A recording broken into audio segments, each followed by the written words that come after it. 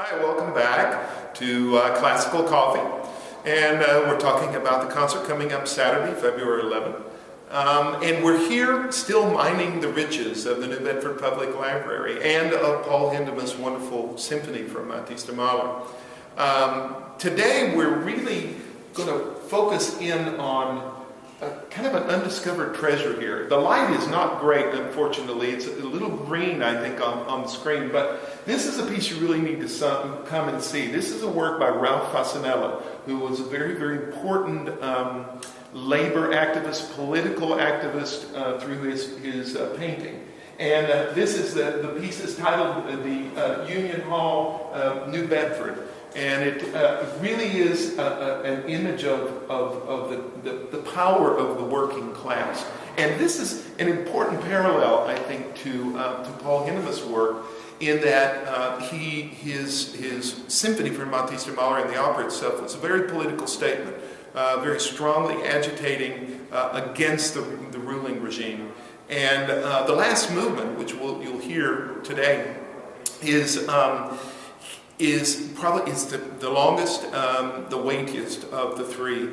It is from the panel, it's titled after the panel, The Temptation of St. Anthony. And it's a scene in the opera where the parallel between the argument and the battle between St. Anthony and St. Paul is resolved positively. The parallel in the opera is Matisse, Grunewald, and the Archbishop in battling over what is the appropriate response religiously to the political unrest. And also, of course, obviously, parallels to Paul Hindemith's life in his situation vis-a-vis the Nazi regime.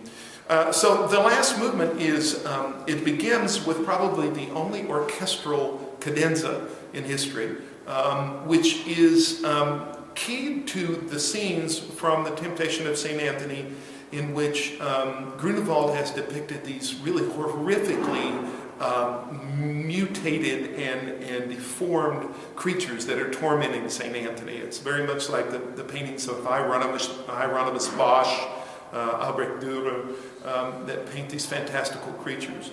And this is the opening in which St. Anthony is being tortured and tormented and the music is really reflective of that. The piece then is off like a shot, really, really, really driving, almost like riding a horse across a dark landscape. It's very, very motoric music.